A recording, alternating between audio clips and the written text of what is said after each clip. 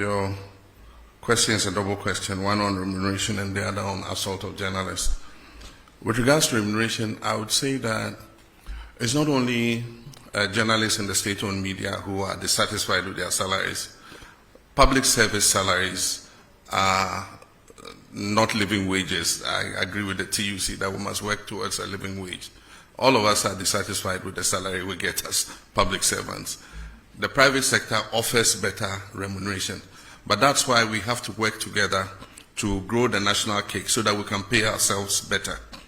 And that is why there's agitation for cancellation of Article 71 in the Constitution, because we all must feel the pinch so that we can grow things together. But when you cushion a certain constitutional class and they have more cushy remuneration than the other people, then it creates a kind of discrimination between public service.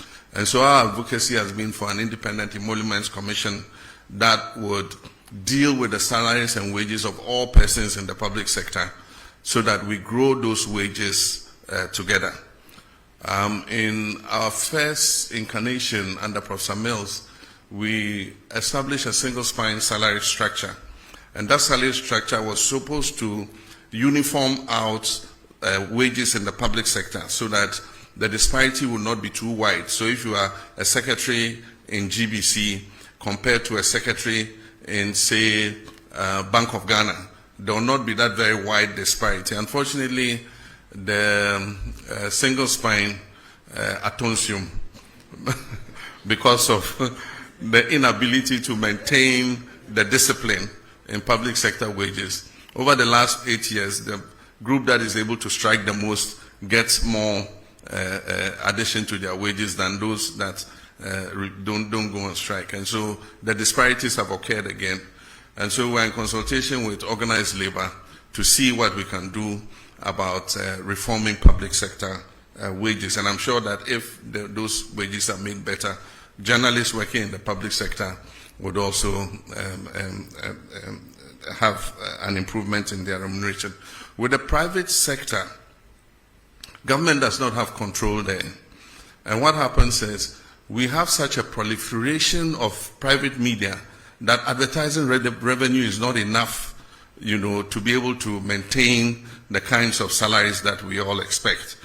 Maybe if we had fewer, then the advertising revenue would go around and people can have more. But our Constitution guarantees freedom to establish a media of mass communication. And so you cannot restrain how many radio stations you have or how many newspapers you have. And so it's something that we have to live with for a while. Natural competition will phase out the stations that are not competitive, and those that are able to survive will see that they're able to make more money from advertising. The main revenue for media all over the world is advertising. And so we'll see how that goes. I've condemned assaults on journalists in any form. Journalists are doing their job, and their job is to bring news to the doorsteps of our people and to inform them, educate and entertain them. And so at every event you will have journalists there. Unfortunately, some security personnel have developed a penchant for just harassing journalists. And so it's a matter of educating people. It's a matter of, sanctioning people who assault journalists. And I've been speaking with my president of GJA, saying that we're going to bring them together with the security agencies so that they must carry out an awareness amongst their people who provide security at events, that if you see a journalist at an event, he is also doing a job like you, the security person, are doing your job. And so you don't have the right to assault them or to manhandle them. And so we'll keep working at it.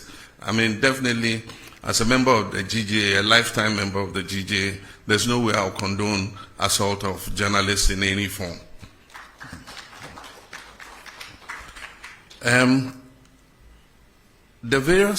We do occasional review of tariffs. And when these tariffs are about to be reviewed, proposals are requested from the utility organizations. And so I noted that recently Ghana Water presented their proposal. and Electricity Company of Ghana also presented their proposal. It doesn't mean that the proposal they present is what is going to be implemented. We have the regulator, which is the PURC, that looks at all the factors, including the exchange rates, including the cost of production and all that, before they determine what increase in tariff is allowed. And so the fact that you hear that water company says they're going to increase by 200 and something % does not necessarily mean that PURC is going to allow them to do that. Now, meaning about Obusa ECG then also, Mwayama may the same for both utilities. ECG so I propose 200 and something %, but I know interest PURC budget to say omuntimi into electricity tariffs musa. Ombeshe and nyoma a core electricity production mu to say fuel nesan yomani na ansana omashe senya omo de tariff ne besi na emrepi no at the frontier your tariffs akosro ne se nipa bebre entua enti wo hwe ECG say your case commercial and technical losses are almost 42%. I just say of electricity almost ton almost to me a home akechia of only about 58%.